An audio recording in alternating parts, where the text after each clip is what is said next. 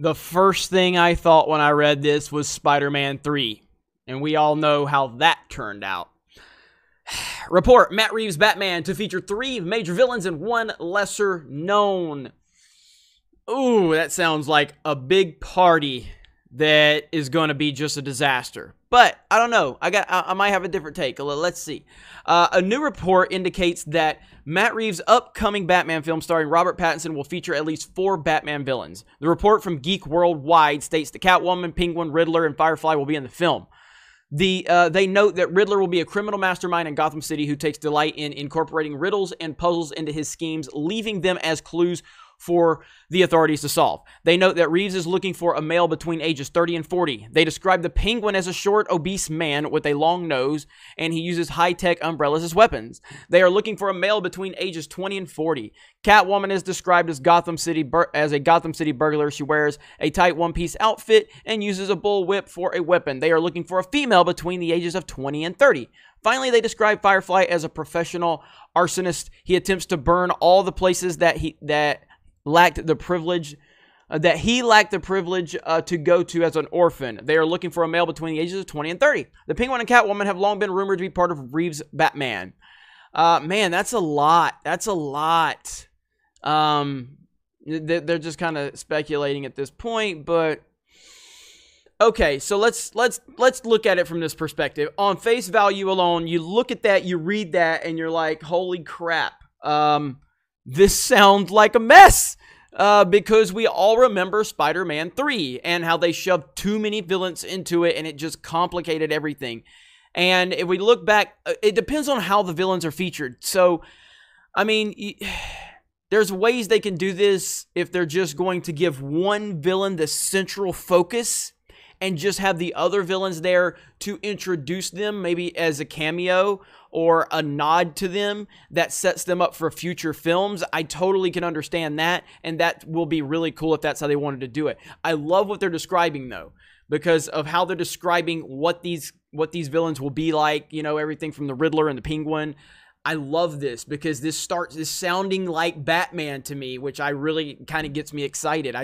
I hope they're not trying to shove way too many villains and try to give all of these villains prominent screen time, because that would be a huge problem. I'm still trying to deal with the Robert Pattinson aspect of this. I don't think it's a good casting decision, but I'm hoping I can be proven wrong. I still have not seen any of these films that he's in that people have told me to go watch, like Lost City of Z. So I'm going to check those out, but it's just weird to think about Robert Pattinson being the charming Bruce Wayne and the badass Batman. It's just really, it's a huge leap for me. But I do like Matt Reeves. I've enjoyed his Apes films very much. I think he did Cloverfield, which I actually liked too. This is weird. It's a lot of villains. Again, if they want to make, and I would say they need to make the Riddler the main focus. Make the Riddler the main focus, because based on what you're telling me about the Riddler here, where did it go?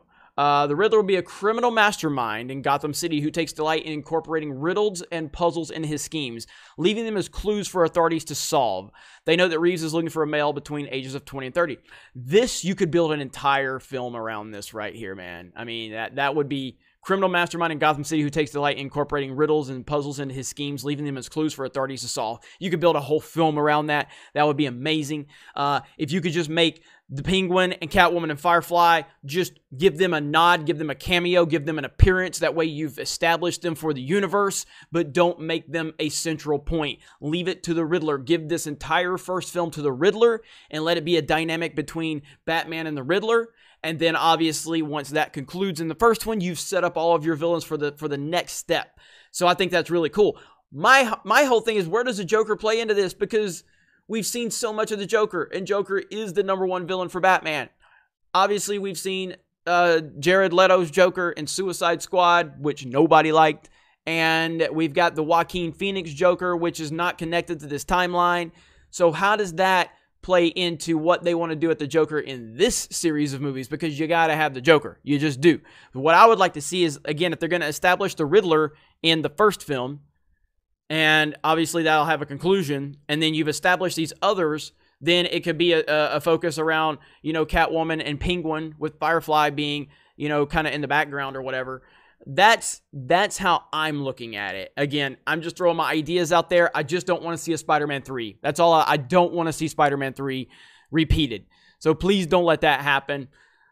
I wish I was more excited for Robert Pattinson, but I'm going to wish him the best. I'm going to hope I'm wrong, and I'm going to leave the door open that I could be completely wrong. It's a hard sell for me right now to think about him as Bruce Wayne and him as Batman and me buying into it.